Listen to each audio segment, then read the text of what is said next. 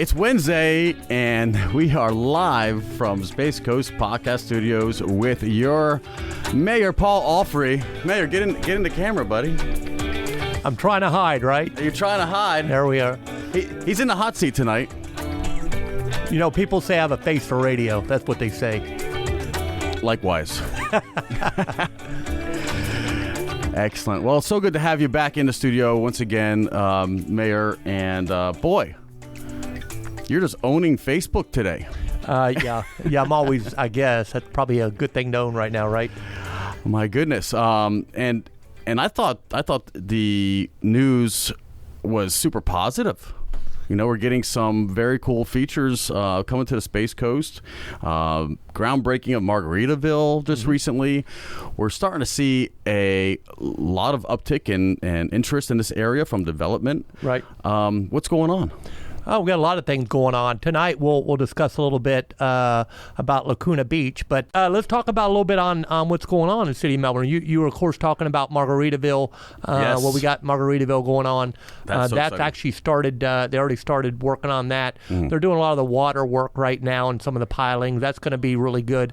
Expect them to go vertical on the hotel part around February of next year, which is only like 3 months away. But they got to get all the pier stuff done. And the rocks, and they got to kind of shore up that old marina area. Well, they probably have to reinforce before they build on top, you know, and of course, through all the meeting with the developers, they're going to be very conscious as far as the site cleanup, remediation, and they're gonna mitigate whatever was left there behind, and previously, so that they're going to be starting almost brand new. Yeah, exactly. It's going to be beautiful. It's absolutely beautiful. It's going to be a nice. It's going to be a nice addition to the city of Melbourne. Great development.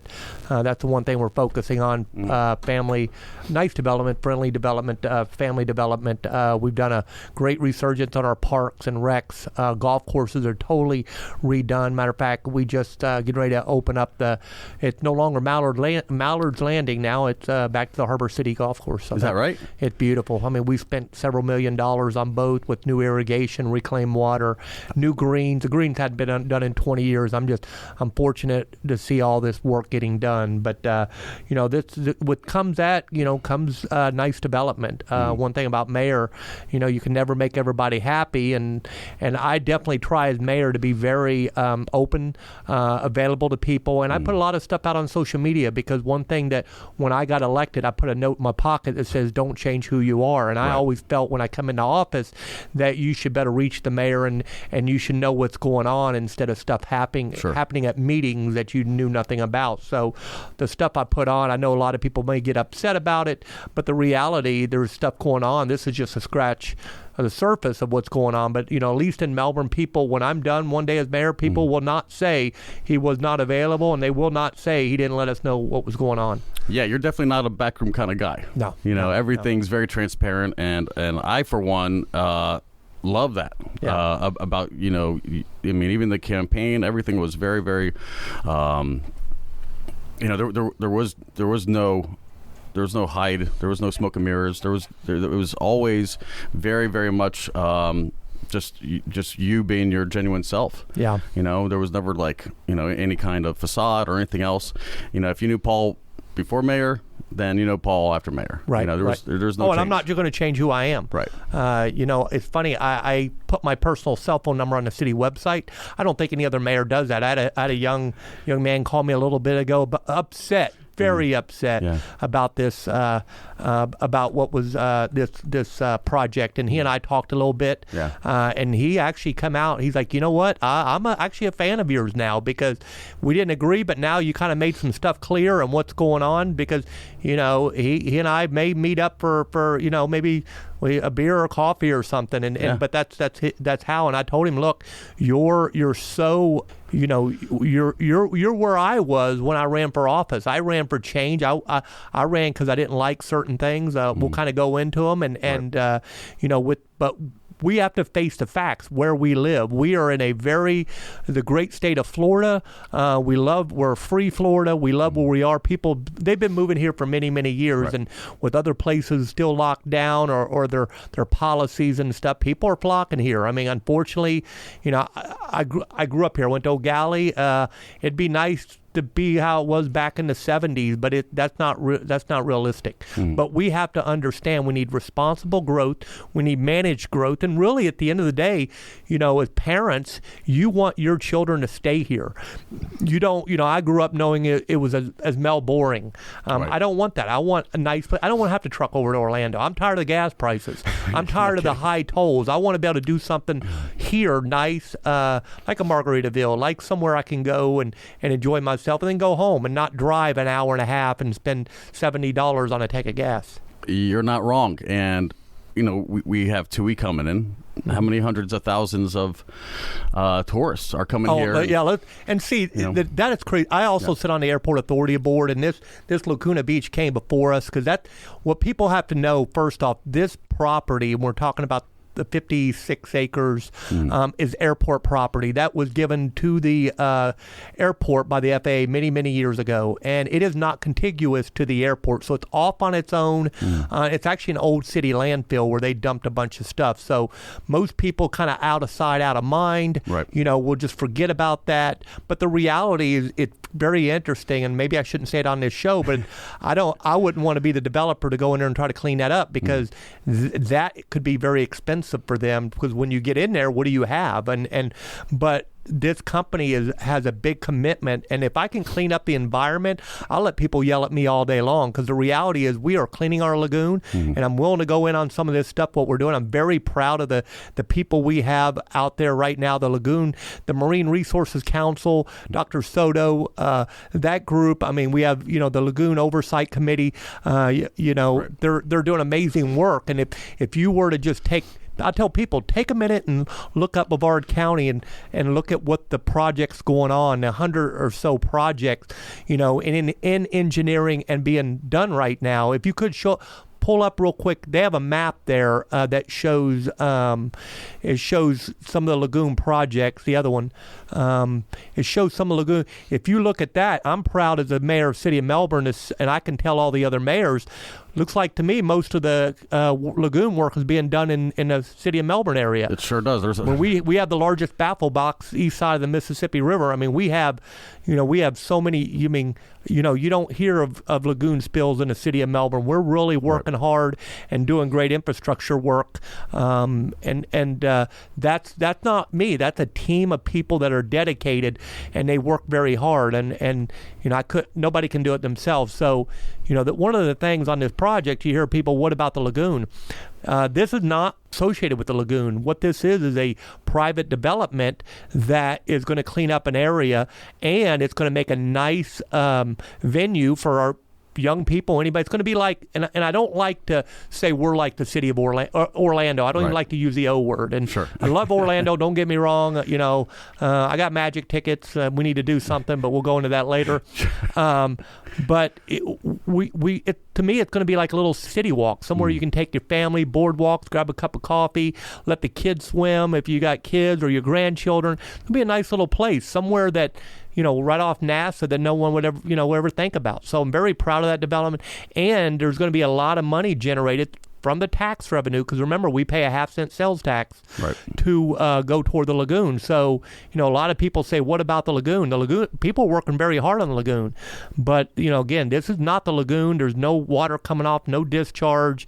This is an amazing system. If you kind of look up at crystallagoons.com, you see their system. Well, we do have a video that we could present whenever you say go. Well, go ahead. That was presented to us this morning at the Airport Authority Board meeting. So, if you run that video. All right.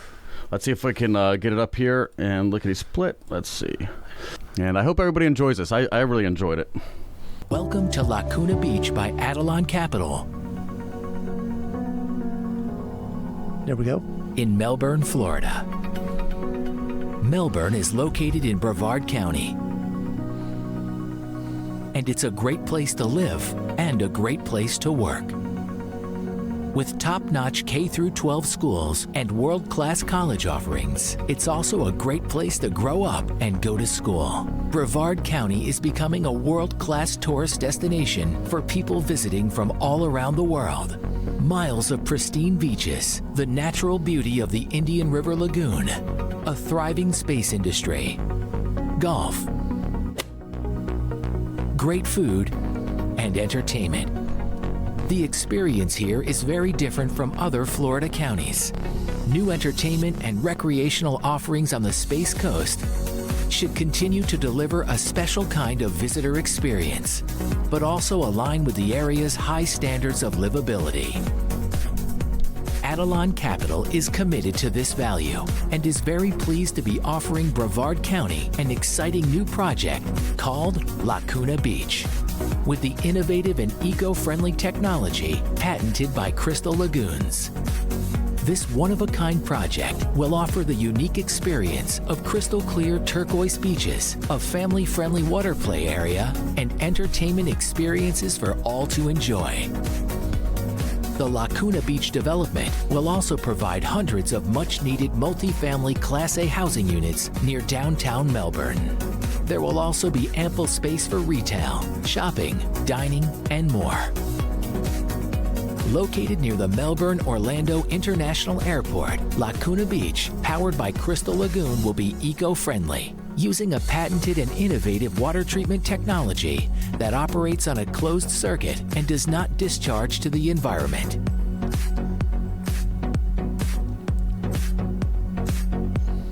Lakoona Beach by Adelon. We'll see you soon. Well, then, what a production. Yeah, it's pretty amazing. And when you look at what they've done, they built these around the world. Dubai, they've got them in different, there's a lot of them. Big markets, though. Yeah, they're becoming very popular because you can basically swim 365 days a year, and it's a good place. You can.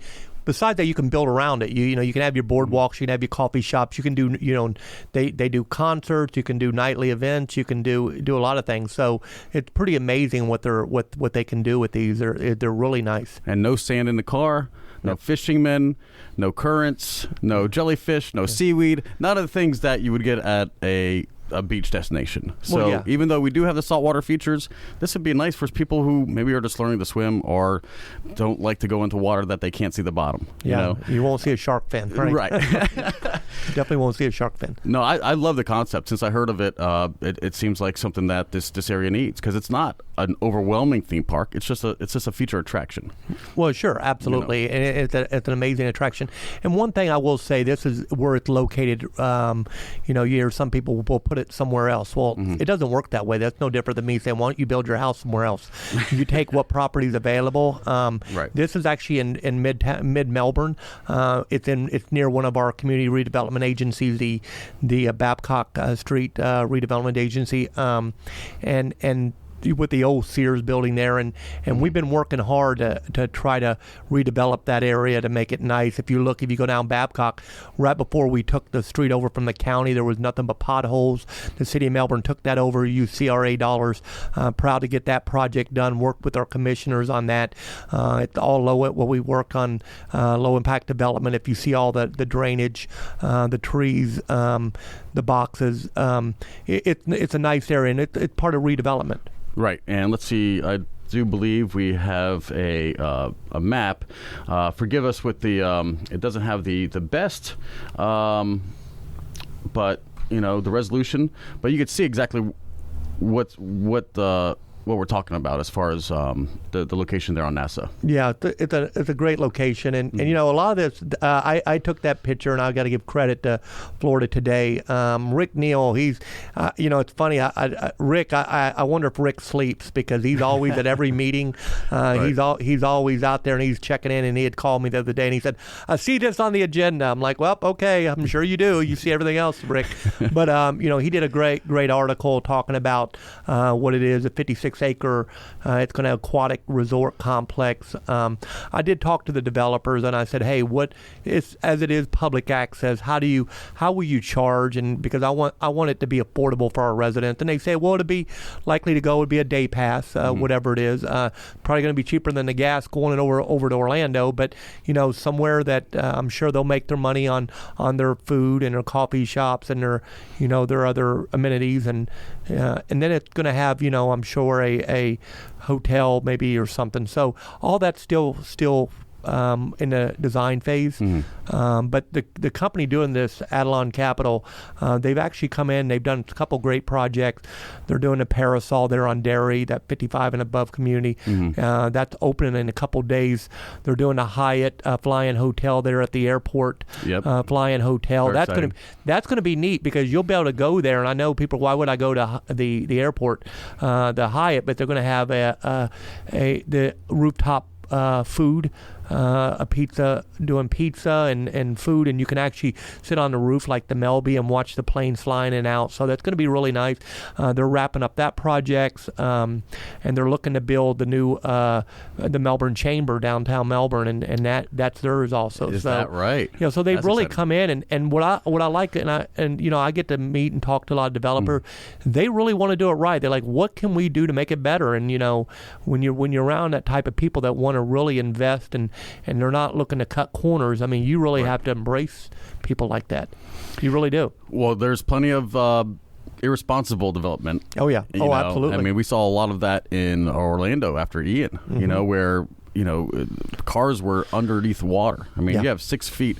So, you could either build in a bowl and let the lake rise and have everything just ruined, or you could do things the smart way, have proper drainage and have, mitigate, water and everything else like that. So we see what a responsible low impact should look like versus something that maybe they cut corners, maybe they maybe the permit should not have been granted, and then we see the consequences when something dramatic happens to the area.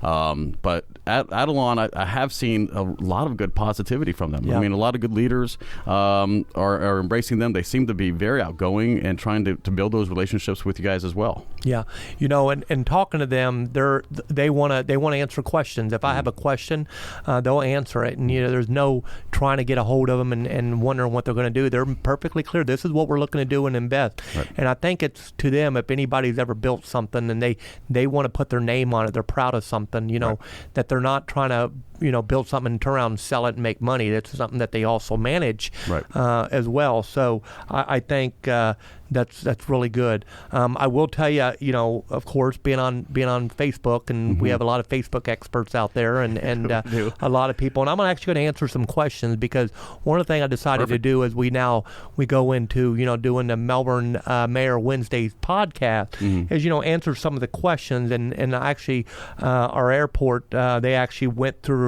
my social media page, and when I put this out in 24 hours, I had 1,000 something shares, and I think it was 170,000 people reached. So it was pretty. It was pretty a little newsworthy, I think. No kidding. But yeah, I'm going to run down some of the questions, and this come from our residents, and residents can they can have questions, and a lot of these questions are valid. For sure. But I'm going to run down some of this, and if you have a question, if you're out there on Facebook and you're watching this, get out there and ask a question. One thing I'm accessible, and I'll answer these questions. Some of the questions were the environmental concerns on this. What is the environmental impact of this project? Why not put the funding into the Indian River Lagoon? Why not build a new wastewater treatment plant instead? That's some of the questions. And I'll answer these. What's the environmental impact on this project? Every development has environmental impacts, whether positive or negative. Some of the old designs, like when you talk about Margaritaville, all that was being dumped, and anything coming off US 1 would drain into the Indian River Lagoon. Now, if we're getting serious about Indian River Lagoon, you need to keep that storm water on that property. And with the Margaritaville, everything's going to be kept actually under the parking garage. So in the future, when you go on the parking garage, they'll have like tanks underneath it with rock that is actually filtering everything there. So that is all new development. They're all the new houses. They're better codes. They're less. They're more energy efficient. Like an AC. You hear some people say my electric bill tripled because I had an old refrigerator, but it's the same with the home. Why not put the funding into the Indian River Lagoon? Well, this actually is private development. They're coming in, and there will be money generated off this sales tax, half cent to every dollar goes into the lagoon fund. Now, I encourage our residents to look at that Brevard County and look at what they're doing. The amount of money over 10 years, just short of $500 million that it was anticipated to try to bring in for these projects will far exceed that. I mean, with the economy and as much we're spending, we cannot get projects done fast enough. And looking at the list of all of the septic to sewer conversions, the beds that they're doing, there's so much going on, and we'd already put that map up there, but there's baffle boxes. There's so much going on that it's going to take time for this lagoon. But we have to really get serious on low impact development and stopping it before it gets into the lagoon. We've had discussions at our meetings on spraying, chemical spraying. That's got to stop. We're looking into harvesters, because when you have flood issues, you got that hydrilla and you have to clean that out. We've made it a point to tell our staff, we want the mechanical harvesters as opposed to spraying, and we all have to get serious on that, and that's what we're trying to do. So that kind of answers that question, I think. Why not put the funding in the Indian River Lagoon? Like I stated, this is private development, but it will be bringing money toward the lagoon. Yeah, and like you said, there is already a committee. There's an oversight committee. There's state money, and Indian River Lagoon intersects 3 different counties. So it's a Volusia thing, it's a Brevard thing, it's an Indian River thing. Yeah. So it's on a county level, it's on a state level. Yeah. Any one mayor, trying to do anything besides just be responsible, sustainable, there's really not. You just can't, you're not going to have your city employees filter the water, manually. It's got to happen on a very macro level. Right. And, as a mayor, I get to talk to other mayors. I know Wes Morrison up in Canaveral, he's great really guy. Big. Yeah, he's really big on trying to do lagoon stuff. I think they just called him he's getting into a leader, another award, which is fine. I don't need awards, but he deserves it. He's a great guy. And, I've been up there. I've actually drove, a night up there when they're doing, talking about the lagoon and what we can do, because we're all trying to learn and get better, and I'm fortunate enough to be around people like Wes Morrison that really, they're taking their job very seriously. Right. And I assure our residents, this didn't happen overnight. A lot of us walked in and we had all this lagoon that's not very healthy, and we're all doing as much as we can to get it back, but it's going to take a considerable amount of time to do that. So you can't say we're not doing any development whatsoever, because again, when it rains, stuff runs down in the lagoon. We got to work on and get that done as soon as possible. Also, I'll go over a couple of the other questions. People are talking about affordable housing. Yes. I will say we'll do our next podcast on affordable housing, because being on affordable housing committee, Melbourne, we have several projects going on right now. To my understanding, there's other cities that they're not even doing affordable housing.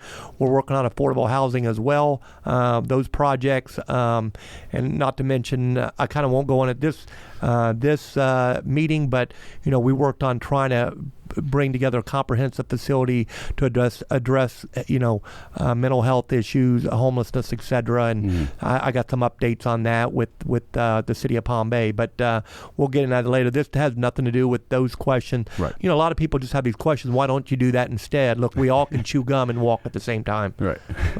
And that's just being frank with people. Right. What other questions we have? What's your thought? Well, we could also take them live. I've seen some really good chatter already.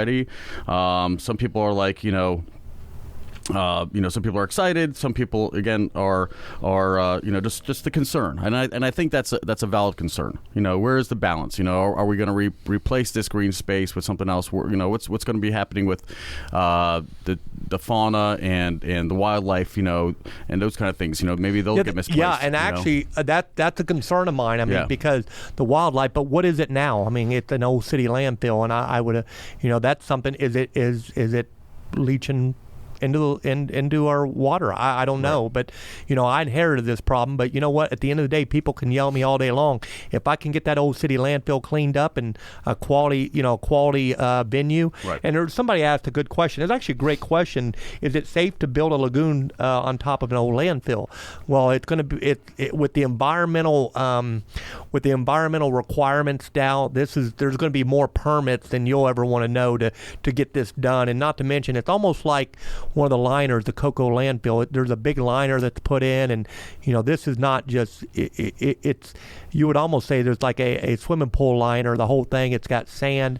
This will definitely. It will not leach into the ground. Stuff won't come up. So this is actually it's an amazing system that whoever's developed it. They're definitely they're doing well, I'm sure. Yeah. Old dump land should be mitigated. Mm-hmm. It probably hasn't been treated. So you're right. It may be going to the aquifer. There's a misplacement of wildlife, but squirrels, they tend to get around.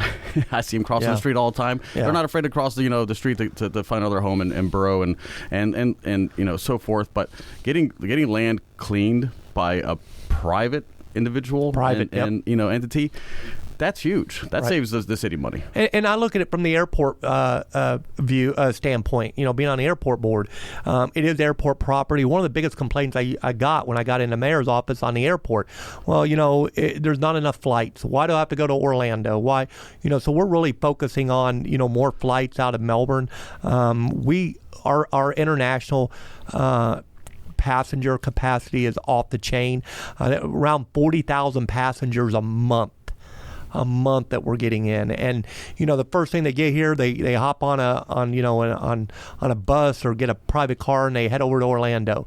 I really want to keep some of those dollars here. I mean, if we're going to be a hub for them, look what we have to offer on the Space Coast besides seeing a rocket go off every other night, and what we have here and the beaches, and so I'd like to keep that money here. I like for people to come here, not to mention public access. If somebody wants to take their kid instead of going over to a water park, they can go here and have a cup of coffee or a drink and spend some time here. Leave it local. Yeah. Keep support local small businesses, and that's what this would be, because I'm sure there'll be retail spaces for people to sell stuff there. You'll be able to rent a little place and sell clothes or swimsuits or whatever, or have sundries. Sure. Other retail and food, and I mean, anytime you get people together in one place and have them comfortable, and they have all these other different amenities to choose from. Yeah, and one of the things that and this is from them, Adelon Capital, they say they expect this to create between 2,600 direct and indirect jobs. So, we just announced Project Vista. That's pretty neat. You talk about if you look at them up, DeSalt, you're talking about 400 jobs starting at $85,000 a year, $85,000 average or something. I stopped by. I'm a big supporter of O'Galley High School, where I went to school. They have a great aviation program. I like to tell our students, hey, you can get out of high school and go to work and here and earn a great living here. And people, they always say, well, I need to, what about, job pay? Look, you should always work on making yourself better and getting a better education and working for the better job. And this concept or this reality that, hey, I should go do something and make a living wage, you should be bettering yourself, because that living wage is there. You just have to go get it. And that's what's great about this country. And there's people with different opinions thinking the other way, but that's how I feel. I grew up here very poor. My my family was poor, and the church gave our family food, and I worked very hard. I went into the military, got many licenses, started multiple businesses, worked at night as a canine officer. I'm very proud of what I've built, and my children have more than I had when I was a kid, and probably will squander it when I'm gone. Right. I don't know, right? That's the story of our life. You have great kids. They're great daughters. Yeah, they're great. But kids. yeah, building a legacy, improving yourself personally. These are all things. And guess what? We have it all. We have UCF campus here. We have Eastern Florida State. You got Florida Tech. It's not like there's not resources. Right. There's plenty of resources. Get the proper training, and just like O'Galley is doing a lot of technical jobs. Yeah. You come out as a trained plumber, electrician, avionics mechanic, or anything else that you dream of, and there's a lot of entry-level positions paying very well in this county. It's because of the traction. But employers want to bring their business here, but they want something for the families, because if somebody's leaving a market where it's like, but we have all these amenities, right. and I've been to Melbourne and there's not a whole lot to do for my family. Well, this helps them.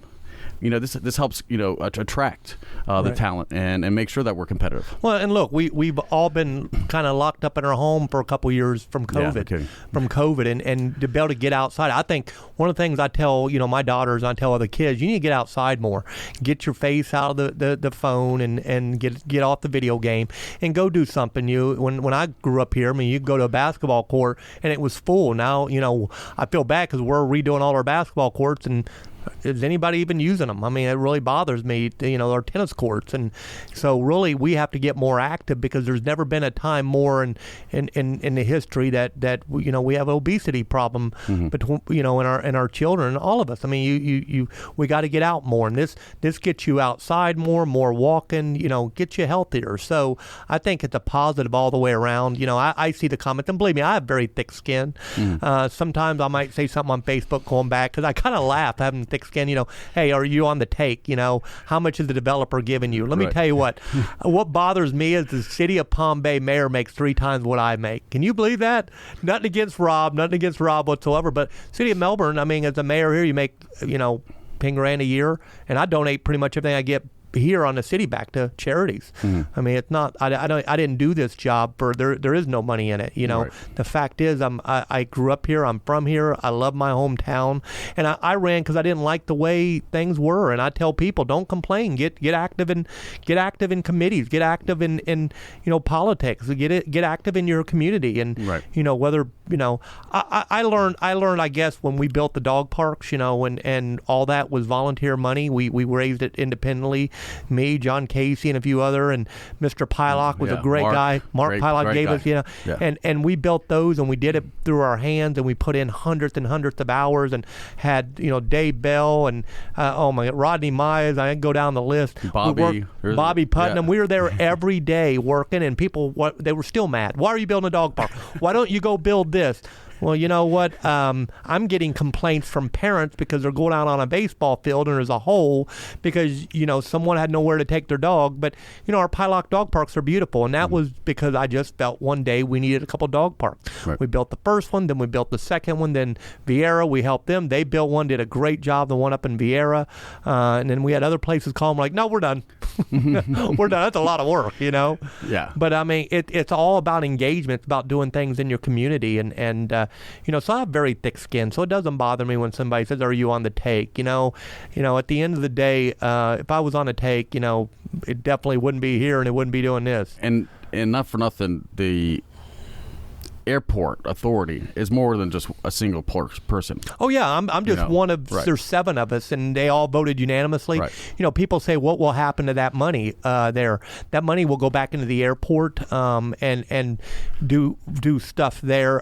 For example, the runways, and it will be for infrastructure at the airport because that's airport property and that's where it has to go. And what's great about I had one comment, well, you're selling it for like right under $9 million.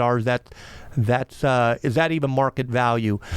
When I got in as mayor, I called for a judicial legislative audit because of some things I didn't like, and there were issues, and the state came in and it allowed me to write our policies where we actually, everything's online. I mean, we do appraisals, and you know, you've never had more access to the information. It's right on our city website. You know, we talk about homelessness. It's on our website, you know, what we can do and our partnerships. And, you know, as the city of Melbourne being the only city that funds, you know, street-based case management with Daily Bread and Steadytown and that group. So, you know, we're very transparent. Again, my phone number is on the city website. I mean, how much more apparent can that be? You know, and I pay that out of my pocket. You know, the taxpayers, you know, I pay for my own cell phone. Sure. You exactly. know, in a way, I mean, I get a small stipend. It's not much. It's not worth mentioning. No, it's not much. Believe me, I should have a nicer phone than I do, but I don't. You know, my kids have nicer phones than I got. You know that. I keep telling you, your calls keep dropping. I never get to finish the conversation. They drop for you only. No. They've been Probably because someone else is trying to call me. They're mad at me. But anyway, so that's some of the questions. I'm going to kind of glance through here and see some of the other questions. So if you're watching, again, I appreciate you watching this video. I'm glad to be back, and now we're on Wednesday nights instead of Mondays. Jesse, you know, got hit by a car, and he's here though. You're great. You look great. You look great. I'm getting around. Some things still hurt, you know, but you know, hopefully physical therapy will get me back to where I was. Yeah, you know, and you know, I actually ought to say you're on the take because you're doing this for free. Yeah, I'm on the take. Yeah, you're on the take because you're putting your time in to get information out to our residents. Space Coast podcast. Yeah. I mean, you've always been great, and you do so much in this community, Jesse. It's pretty neat. You know. Well, I love it. So it's an easy community to work for. We have great citizenry. Your constituents are great. We're blessed. We have a great place to be, and we have beautiful things to celebrate. Okay, and let me run some of these questions that I Shirley said, and these may be not affiliated, but it's ability where I can answer some questions. Are there any plans for parking meters in Old Town? I don't know about Old Town, but I can tell you I'm not a fan for parking meters in downtown Melbourne. The residents, the citizens already paid for an $8 million parking garage that works. I do have plans on getting other parking, working with other developers that have some other places you can park. Parking is a serious issue in downtown Melbourne. Mm-hmm. We're working on that, and you know, we have Melbourne Main Street, Kim Agee. She's amazing down there. Yep. She's awesome. You know, working with them, we're going to get it right where there's more parking downtown Melbourne. But I'll be honest with you, I'm not a fan of paying for parking. I just cringe. I just cringe when I do it, thinking about paying for parking. You go to South Florida and everything, it's just, like I said, it's no fun paying for parking. And, you know, there are challenges to parking, but we'll get them solved. But it's not paying for parking. Matter of fact, some of the beachside mayors don't like me because I've gone at them with the paid parking beachside. Look, we're all paying money for beach renourishment, so you can't tell me I can't use the beach. I don't think so. I'll fight for my residents all day on that one. There you go. So what else we got? We got a couple other questions. We got will the Lagoon Beach have area to support outside events and promotions, such as concerts and community events? Absolutely. That's one of the things that we lack in this area, is a place to do nice community events, venues. You know, we don't have really that. We don't really have a convention center. It'd be nice to have something, but yeah, you'll be able to do outside events, concerts. The Margaritaville also will have that as well. They have their big event lawn, 12,000 square foot event lawn. You'll be able to do weddings there. You'll be able to do a lot of things. So yes, they will. They plan on doing that because that's going to be part of their model, that you can do it there. I mean, you know, that's on the plan, and you know, if that's something where one of our residents, you know, they're in my ear all the time. I like to see that. I'll work on making that happen because I do have a little bit of, you know, influence on some of these people developing, saying, hey, for example, and I'll full disclosure, you know, people come to me about building in downtown Melbourne and stuff, and I'll say, hey, I'll work with you, but I need parking. You give me parking, I'll work with you. And if I can get multiple parking places for our residents free, and the big FREE word, if I can get it for free, I'll do so. And so I do have a little leverage, and I'm going to work for my residents. So that's part of it. So, you know, let's see what other questions. Affordable housing. I am on the Affordable Housing Committee. We're doing a couple projects. I'll bring that forward on some of the other stuff we're doing for affordable housing. We can all agree, and you're a realtor, one of the biggest issues right now is rent. Rent is crazy right now, and that is supply and demand. That needs to come down, but the reality is a lot of people are getting out of owning these places. Everything's not cheap. Roofs aren't cheap, and upkeep is not cheap. Property insurance. Property insurance and property taxes. Whoa. I had a couple people talk to me about the property taxes. I'm proud with my fellow city council members that we actually lowered the millage rate in Melbourne to an all-time low, 10-year low. So, we have, if you bought your house, 5-6 years ago, your tax bill actually is a little less than it was last year. Even with all the, everything that cost more. We gave all our employee raises. We've taken care of our public safety. We're repaving roads. We're repaving more roads now than ever. Have a lot more to do, but when I came in office, we were $25 million behind, and we're getting caught up. That's all. How do you do this? You do this by having quality development, and honestly, that pays taxes, so you can invest in your ballparks and your golf courses and your basketball courts and your green spaces. That costs money. It costs money to fix that stuff, right, to mow. So that's where you get that money. Okay, what else we got? You see any questions? You got any questions? Why don't you scroll with me and see what other questions we have?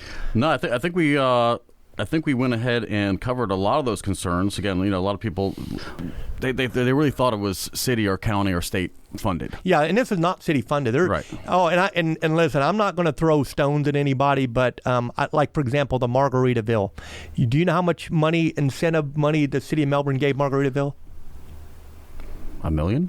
Zero. Zero to attract them, zero to help them improve the site. Zero. Wow. Not $50 million taxing them. Right. Zero. You want to know why? This is where everybody wants to live. You don't go into negotiations with somebody saying we're going to give you something. Absolutely not. I mean, at the end of the day, nothing against the developers or the builders. They're there to make a living and make money, and that's what they do. I mean, it's capitalism. I mean, that's what it's about. But the fact is we didn't need to. Matter of fact, the city made money. You know how the city made money. That property was bought prior. It was actually a good investment. Old marina, and they ended up selling it. And the gentleman that putting the Margaritaville in, he's been over backwards. He's cleared all the easements. He's really invested in this project, and we'll bring it up on the next. On a couple podcasts, we'll show all the plans. I've seen them. I can't put them out right now, but I'm telling you right now, in my opinion, I think this will probably be one of the nicest Margaritavilles in their stable. Really do. The Riverwalk, working on a fine grant, Florida Inland Navigation District, a grant to have a boardwalk all down the river where you with places you can sit, so you can take your family, go for a walk, and get outside, for a nice walk. We're working on the staff's working on that right now, so it's really nice what we have. We're putting it all together, slated to open in 2024. That's not far away. I mean, it's almost Christmas. What are you getting me, Jesse? What are you getting me? So, look, any other questions? Let's see. Someone I mentioned about the Brightline coming here. That we'll discuss that later. That we're still working on that. Yeah. I have issues with Brightline right now, and I'm gonna say it out loud with some flooding issues. But I believe they're gonna do what's right and resolve it. I could add to that. I talked to the one of the representatives that do a lot of the public relations, and she's going to be here in the studio on Friday if anybody's really wants to learn about it. But it's mostly they just got delivered a press release about the some of those crossovers being closed for the testing of the 79 mile per hour, then eventually 110 mile per hour, going through here. So tune in for that. That will be with Katie Mitzner of Brightline Friday. I'll have her in the studio. Oh, that's good. Yeah. Good, outstanding. I'm gonna work like hell. I can say it's my podcast. I guess I can say that, right? Yeah, of course. Good. I'll say it anyway. But anyway, we need to stop here. She understands everybody's, and I've had a good conversation with her today. She understands everybody's concerns because it's a very popular topic. Right now, however, her focus is making sure everybody's safe when the bright line comes through this area at high speeds, making sure everybody obeys crossing guardrails and signaling, and to make sure that the train could at least just get to, after this phase, then it's going to open up to, okay, where's the demand for a stop?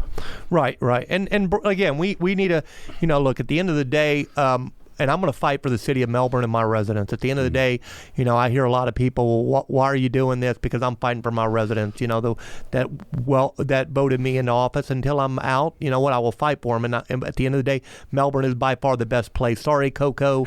I like, look, I'll say it out loud. Why would they want to stop in Coco? Somebody might steal their train, I'll say that out loud right now. You want to stop here in Melbourne, where you have a beautiful downtown Melbourne. You have a free parking garage.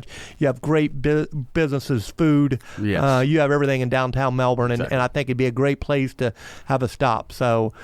And you pretty much, walk to the airport from the train stop, or it's a really quick Uber drive from the railroad tracks to the Melbourne Airport, property.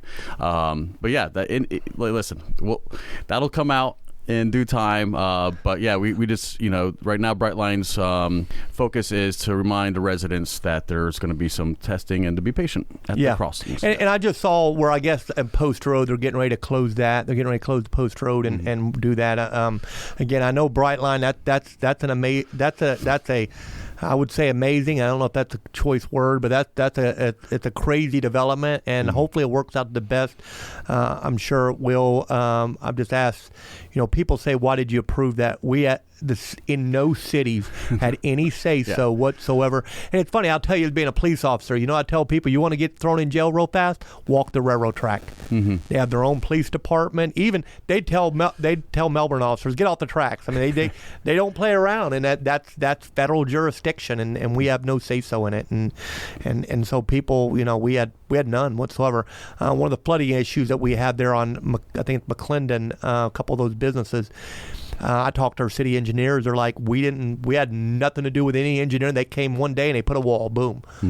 And so I wish we had more say so, but we didn't. But they'll fix it. They'll have to.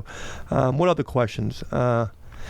Somebody says, you really going to act like Melbourne don't have it actually doesn't, but don't have a homeless issue in downtown? Absolutely we do. And you know what? We've taken some big steps. Besides being the only city that does street-based outreach, I know the Daily Bread, I think it's 147 people helped them get off the streets last year alone. We put $2.5 million in a fund. It's there now for a comprehensive center to address homelessness, mental health issues, job training. I'd talked to Palm Bay officials. They were actually going to work with us. They dropped off the radar and they wanted to sprinkle their money. We'll discuss that later. So we'll do it ourselves. If I'm not going to have Palm Bay work with us or even call and, about that, so be it, but that's a regional issue. Right. Where my issue, well, actually our issue with downtown Melbourne, the homelessness is the Daily Bread. And the Daily Bread's a great organization. Love Daily Bread for what they do. But at the end of the day, they're trying to move themselves because, there's more than being a soup kitchen. Now there's mental health challenges. There's a lot to that, and we'll go into a whole podcast about that. We've had Jeff Noose on before, and it's definitely. Is there an issue? Absolutely. Are we going to fix it?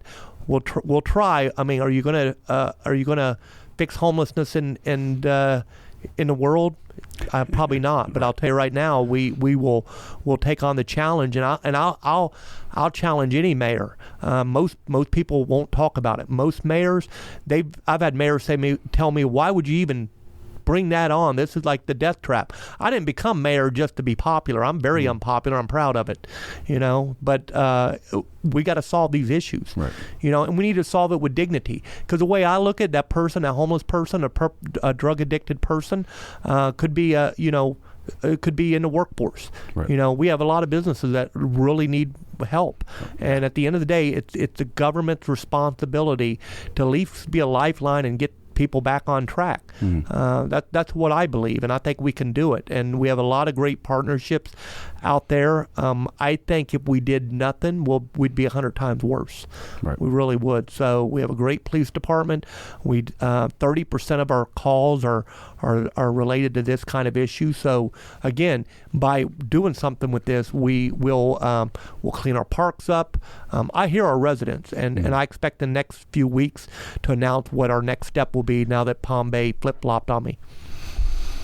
Well, and it's always developing. Some people choose that lifestyle. They like being transient. They like having no material things.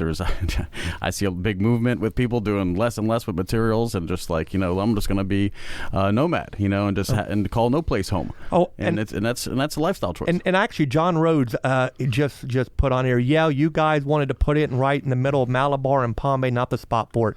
I'd like to address that, because here's the reality. That wasn't my move. Daily Bread, they went from 1 to 8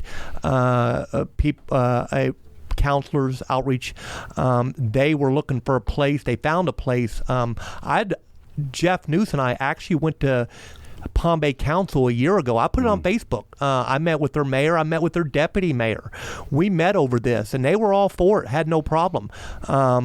They had the opportunity to say, hey, this ain't the place, but they didn't do that. So nobody found out until I put it out on social media. The fact is that I was the one transparent, and that was the Daily Bread. And at the end of the day, a lot of the residents said, we don't want to hear. I'm okay with that. But I will tell you right now, and I'm not, this isn't a political party. I think the Palm Bay should have stepped up and said, hey, we got a better location. Because we even said, where would you guys like it? Silence. They did, because it's something they didn't want to talk about. So, I will say, John, I'd be willing to bring anybody on, even yourself, to discuss that, because I've always been transparent. I think me and everybody agree something needs to be done. Right. It just needs to be in the right place. And I spoke to some of the residents in Palm Bay, and they're like, why here? That wasn't my choice, but I'm surprised your council didn't tell you this, because I talked to them. I have text messages from them that, hey, I mean, that's not my job, and I agree, and they were really nice. They were good people. They're like, we support this. We just don't want to hear. I agree. I don't think it needs to be in a residential area, because that's why it's got a problem now with Daily Bread, because it's in a residential area. It needs somewhere accessible. It needs somewhere where people can, where it's available, and people know where it is. It needs to be in a great location. One thing I will say about Palm Bay real quick, Palm Bay is the largest city in Brevard County, they got over 100,000 residents, and you look about affordable housing. I don't think they have any projects going on. We do. They need to get with a program. Look, I'm not here to make friends with anybody. I'm just calling it like it is. And, they got good people on there, but you got to grow a backbone. Plain and simple, and I'll be glad, and I'd bring on any of the council members from Palm Bay and discuss that. I have no problem with that, because at the end of the day, I want to work with them. Right. This is not. I feel Melbourne shouldn't pony up and be the place that has to solve all the regional problems. We have problems. Palm Bay has problems. Everywhere has problems. But we have to work together and not worry about our next election. I'll tell anybody out there right now, I mean, at the end of the day, if I even run for a re-election, I lose a lot of money doing this job. I own several businesses, and I put so much time, Jesse. Oh, yeah. I put so much time and effort trying to fix my community, but that's because I chose to run, and I appreciate the residents giving me the opportunity, and I promised them I'd always be transparent, and this is why we're here. Right. So I hope I answer that question. I think you did a marvelous job. And yeah, Palm Bay has their own issues with homelessness, Cocoa Village, even Cocoa Beach. I mean, there's really, it happens to everybody. Nobody's immune to it. Yeah. And you go all the way up and down the coast, and, maybe except for, I don't know, Palm Beach or, some other places where, it's just kind of, it's enforced. Yeah. They spend a lot of money on enforcement with their cops, and, to keep some of those transients, out of the public eye. And they do a really good job with hiding it, but it's not solved by any means. Yeah. Let's see a couple. William Batten, you should consider removing the booth in the parking garage. I've almost hit that twice. I'm going to look into that. I definitely agree with you. I appreciate that comment. What the timeline on this Lagoona Beach, probably finish 24, 25.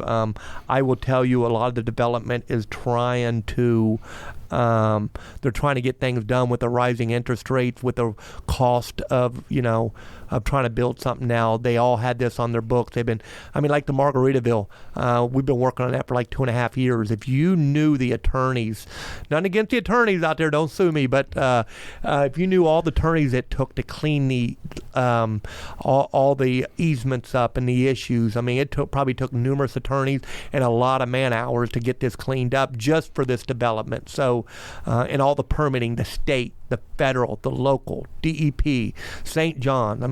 The list goes on. It takes time. Yeah, it's like that property's in so many jurisdictions. Yeah, oh yeah. And between the liens and the permitting and all the cleanup, it was just to make the property marketable. Well, it was a lot of litigation. And I met with the developer on that Margaritaville a little while back, and he really, the man lives here, and he's like, I really want to do this right. And when people see, he's having an environment where fish will be able to live and be under the boardwalk and the rocks, and it's just going to be an amazing development. And I got to give it to him.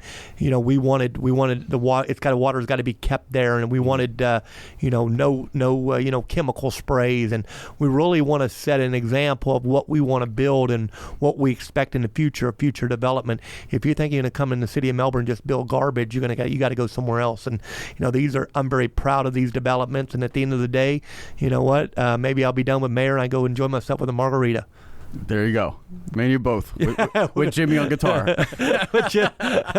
All right. Outstanding. Any other questions? I think probably we'll be back on next Wednesday. And I think we summed it up. As always, you reach out to the mayor. You could continue to keep the conversation going on the thread and on the mayor's Facebook page. It's very public. And I don't think anybody moderates it. It's, there's a lot of free speech on there. There's a lot of people just voicing their opinions, and it's great.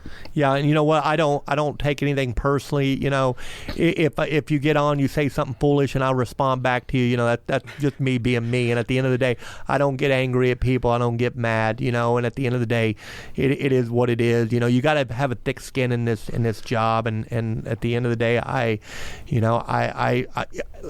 people cannot say I'm not accessible and that I don't engage. At the end of the day, I get called a lot of names, and you know what? Those are great names. Wear a uniform and police the city. See what names you get called. I love these names. I get called clown and everything. I love that. That's great. That to me, that's a compliment. I love it. But awesome, Jesse. Jesse, again, thank you for doing this with Space Coast Podcast. Yeah. Glad to be back Wednesday, and we're doing Wednesdays now, right? Yep. Glad to have you back. And for those just tuning in, you can find all of the Mayor's podcasts on Space Coast Podcast Network everywhere you find podcasts. Yeah, thank you very much, everyone. And like I said, you have any questions, see you next Wednesday, 7 p.m. on the Melbourne Mayor Wednesdays podcast. We're going to change that, all right? That's right. Awesome. Thank you. Until next time, guys.